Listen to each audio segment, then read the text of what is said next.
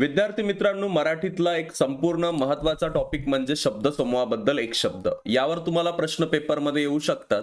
तर लक्षात घ्या, तुम्हाला जर याच्यातला कॉन्सेप्ट सांगायचा झाला की शब्दांचा एक समूह असेल, फॉर एक्झाम्पल इथं बघू शकता तुम्ही, जगातील कोणत्याही देवतेवर विश्वास नसलेला व्यक्ती, एवढा मोठा सेंटेन्स दिलं जाईल आणि त्याच्यामध्ये तुम्हाला ओळखायचं की ती व्यक्ती नेमकी कोण आहे, जिचा कोणावरच विश्वास नाहीये, म्हणजे जगातील देवावर विश्वास नाहीये, तिला आपण काय म्हणतो, नास्तिक म्हणतो. त्यामुळं याचं उत्तर असणार आहे ऑप्शन नंबर सी.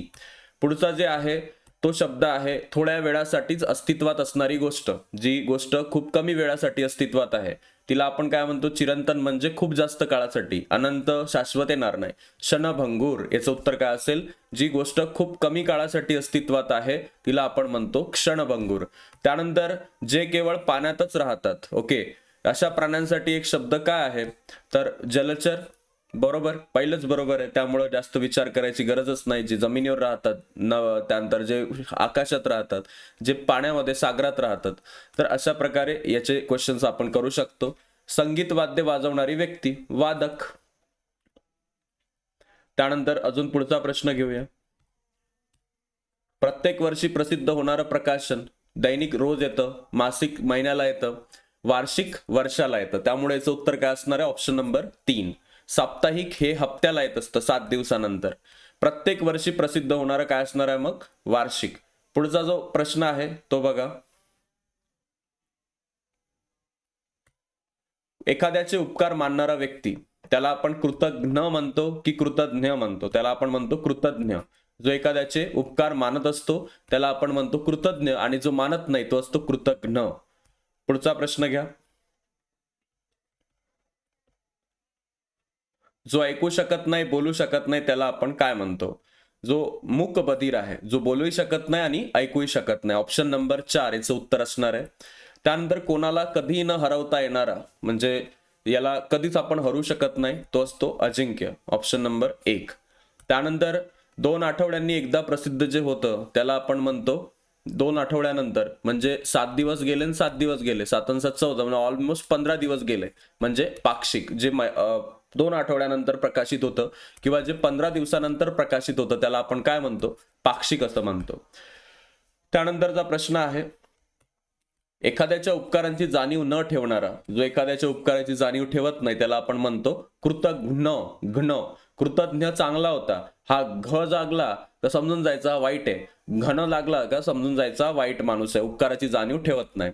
त्यानंतर आहे, ज्याचं तट गाठता येत नाही, ज्या एखाद्या समुद्राचं, नदीचं तळ गाठता येत नाही त्याला अथांग असं आपण म्हणतो.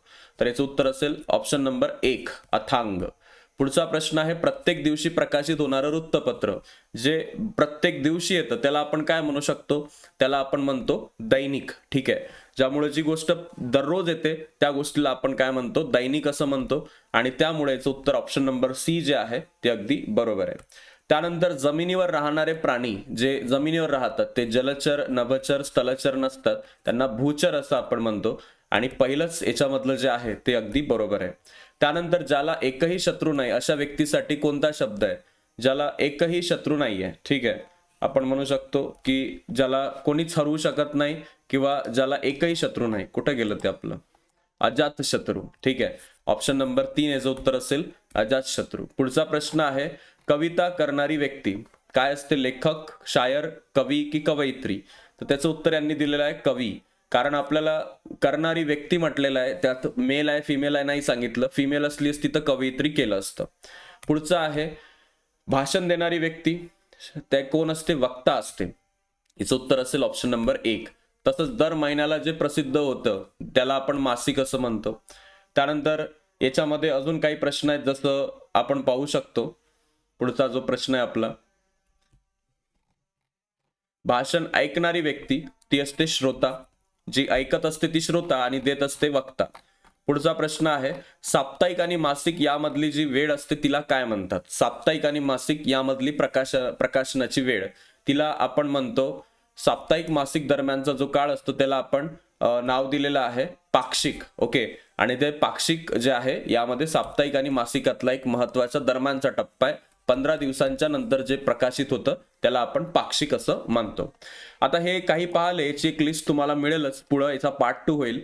आणि याच्यामध्ये एक आज महत्वाची गोष्ट तुम्हाला सांगायची आहे की तुमच्या जर आजूबाजूला कोणी वायसॅट सारख्या परीक्षेची तयारी करत असेल किंवा याची प्रिपरेशन करत असेल, जेई नीट या परीक्षांची 9वी 10वीत असेल, तर त्या लोकांपर्यंत तुम्ही या परीक्षेची इन्फॉर्मेशन पोहोचवा. 11ला नाही तर आता 18 तारखेला याचा पुढचा जो आहे तो हे होणार आहे स्लॉट. आणि त्यामध्ये जे विद्यार्थी अजूनही हे नाही आहेत, अवेअर नाही आहेत, त्यांच्यापर्यंत ही माहिती नक्की पोहोचवा. Thank you so much. भेटूया आता आपण पुढील व्हिडिओमध्ये.